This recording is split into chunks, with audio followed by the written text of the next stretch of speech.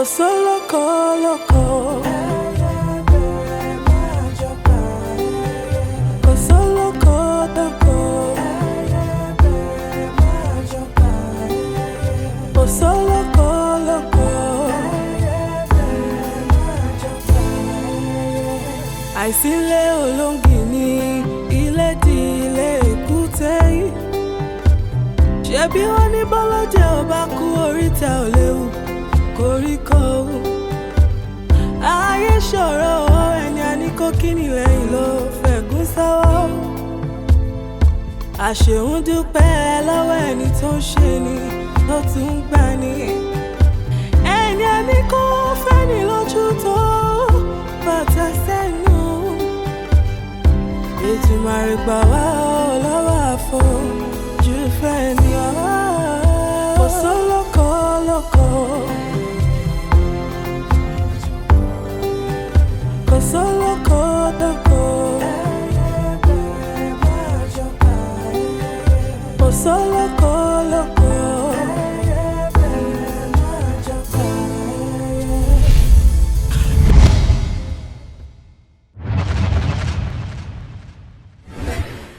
Mi mọ̀ pé ó máa yàtọ̀ yìí. Ṣé bẹ́ẹ̀ yẹ kó pẹ́ yìí?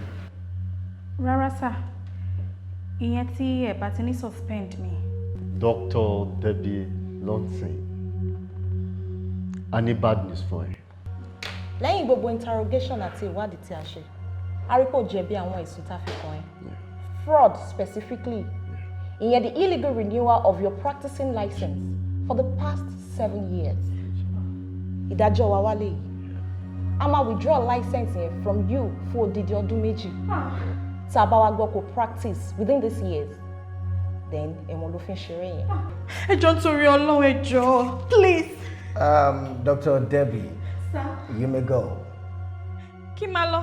O lè máa lọ. Oh shit, thank you. Please go. Thank you.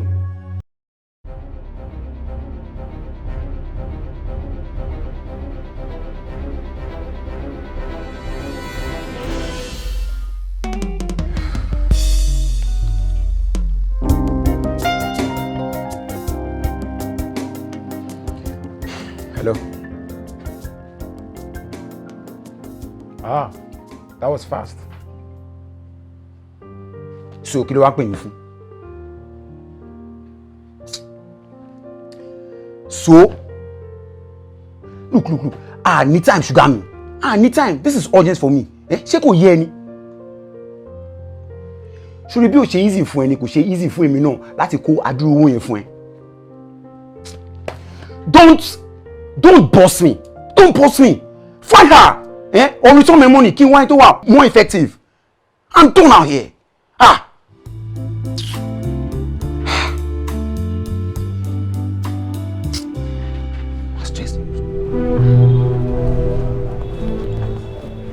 Ṣé ẹ ti get àwọn ohun tí mo ní kẹ́ get?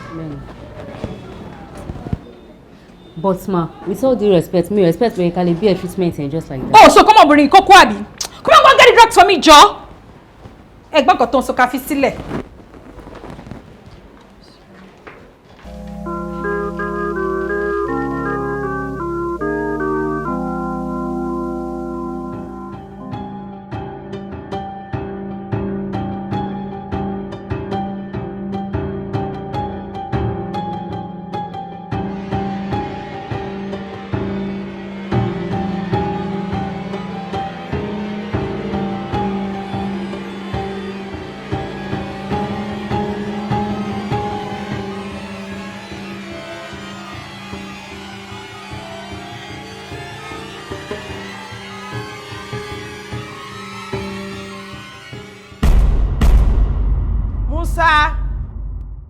Musa! Hey, Sam. Ma. Sorry, madam. Ta ló wọnú ọ́fíìsì mi? Madam, now you are in the office now. Ṣé ara ẹ yá ṣá? Sorry. Who else did? Madam, na Sister Lola there, I enter this place. Kokwe now. Mo fẹ́ kó wo àyíká yìí dáadáa. Kó bá mi pè Lọ́ládé wá. Sister Lola there, I know they this compound. I know they. Báwo ló ṣe mọ̀? When you I enter office, na instance Alolade I come for gate, I go outside, I comot. Oshe. Lolade.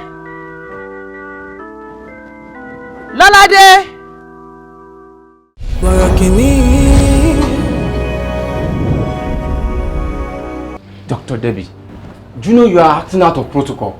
Oh, compensatory patient Simon treating. I would like to be clear because I have no regrets at all. Oh, no.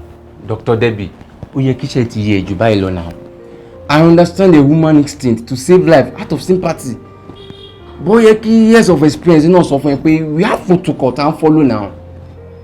You had no idea of who this person is. Just jump on her, who then treat her. Emma Benosa, but it was a case of emergency. Among Batobe patients, she was in between life and death. Every passing day, one life was at risk. I understand, but it was the only humane thing I could do. Anyway, she had to contact her family, Benisa.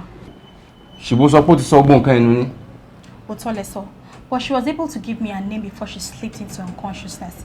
So I checked her out on Facebook and I reached out to some of her friends. And when we were connected with some of our family members there. Wow, that was smart. That was smart. Yes, sir. But still, you know me, to be Oshin ni suru.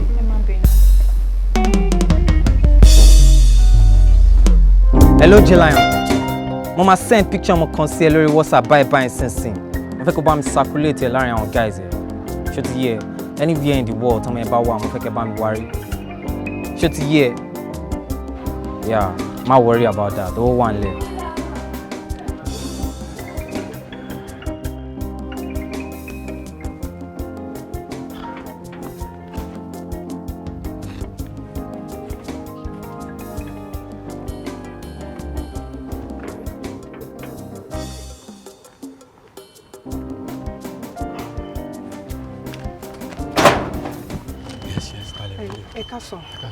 Ẹjọ́ ẹ má bínú Mr. Moses ni mo bèrè sà. Mr. Moses. Bẹ́ẹ̀ni. Níbí yìí báwo náà ṣe júwe fún yín.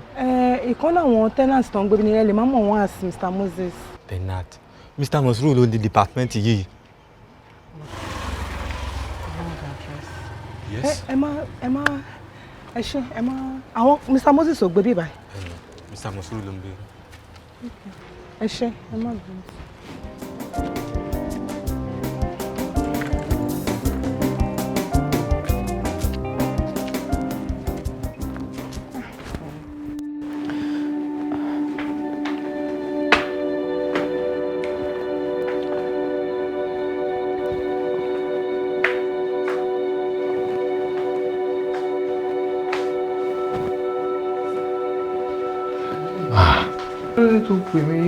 Thank God you are here. Kí ló ń ṣẹlẹ̀? I'm fine.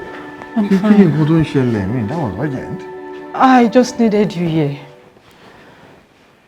Torí ẹ̀ ló ṣe ní kí n máa bọ̀. Fún mi lẹ́jà rẹ̀.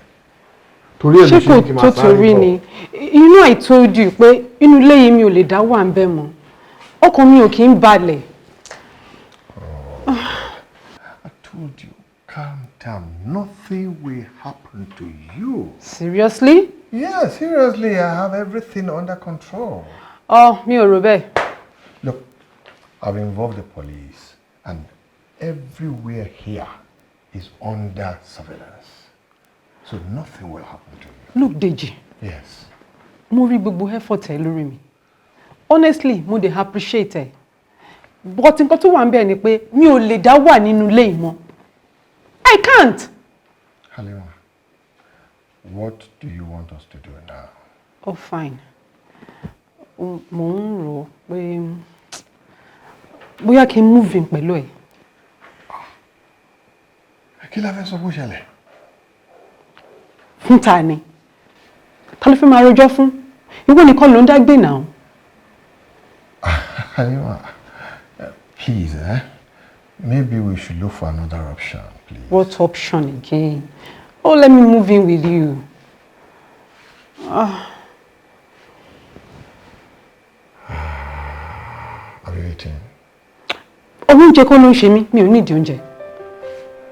Okay, sit down. Let me get you something. Sit down.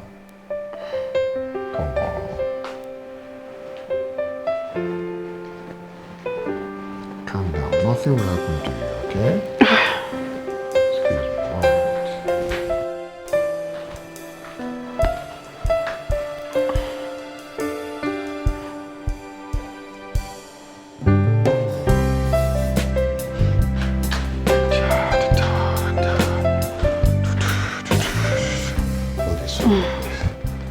Thank you. Okay, maybe I should order for some food online for you. Okay, but I think I really need it now. I've not told you I'm going to stay. I said maybe I should order. We will both eat the food. And then I'll still go. Shut your head no. Oh, Joe, don't worry. I've reported the case to the police. We have everywhere around here under surveillance, all right? Drink for me. Come on, drink. Good. You know what? I love you. Same here. Oh, man. Seriously, I'm happy to see you today. Same here. Oh, good you are here. Oh, hi, sir. Dr. Debbie, meet my friend. Oh. Dr. Reginald. She's new here. Okay, Dr. Debbie. Debbie. Yeah. Dr. Debbie, how Trust are me, you? she's very, very brilliant. Oh, that's great. Yeah, I tell you. Dr. Debbie, right?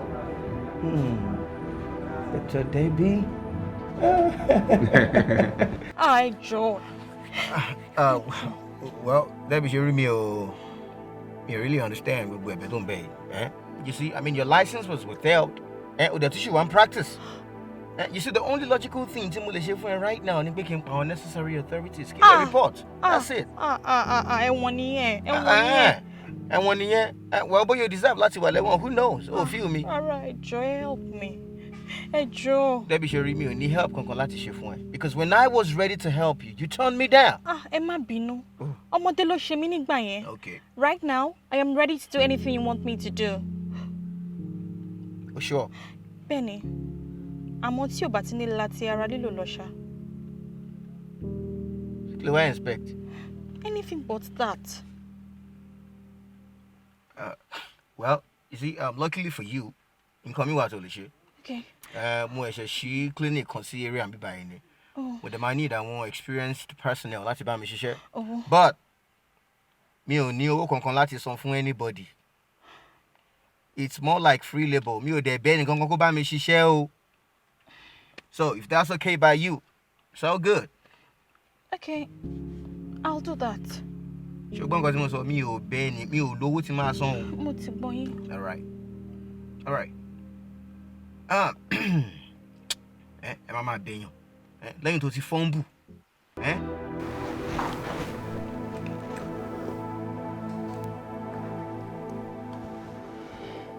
Halima. Yes? What happened between us last night was a mistake. I don't think so. You don't think so?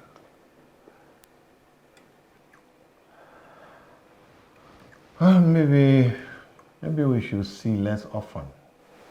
I mean, Fanfani.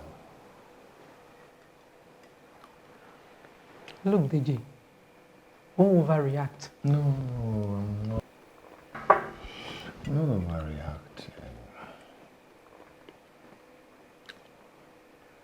I'm not overreacting. Kí ló máa ṣẹlẹ̀ sí company wa? Halima, company work. I bet if you pẹ̀lú ẹ mọ̀ pé wọ́n ló ní company now. So. It's yours. We yọ̀ǹda ẹ̀ fún ẹ. In fact, the whole company. Mo kàn ní the presence ẹ ni. Moreover, ìwọ náà ló sọ fún mi pé kí n má ti travel by, pé kò safe fún mi.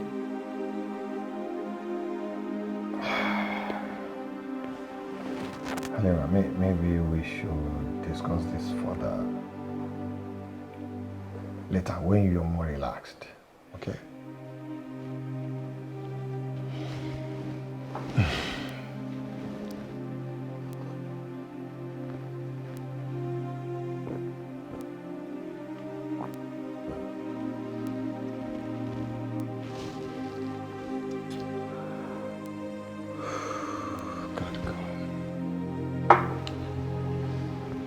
To go.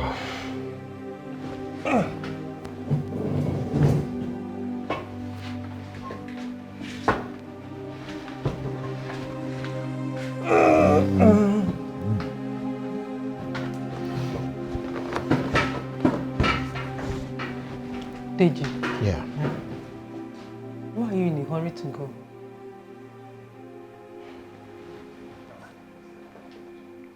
I'll see you later.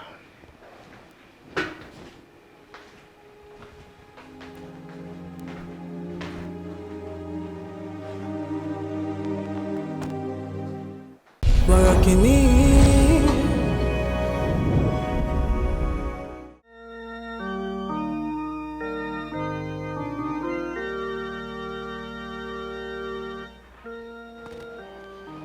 Báwo ni? Ṣé nǹkan ṣẹlẹ̀ ni?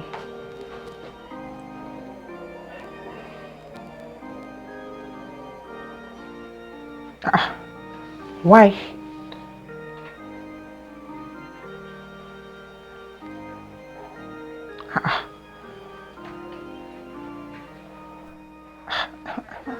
Me understand. God. Shiva instant. Okay.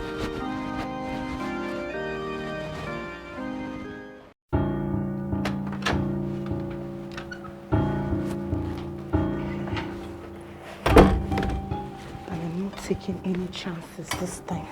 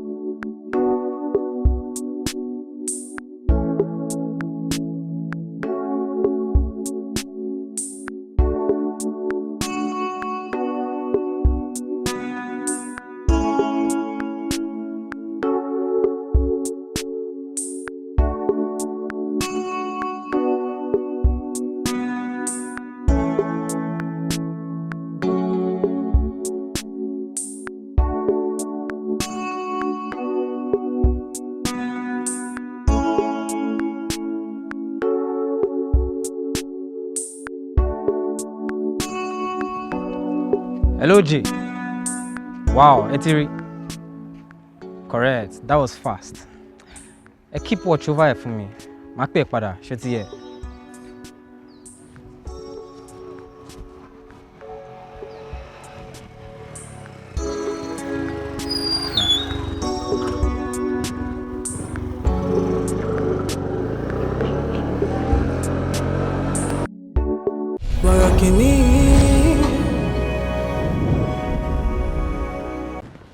Níbo ló ti ń bọ̀?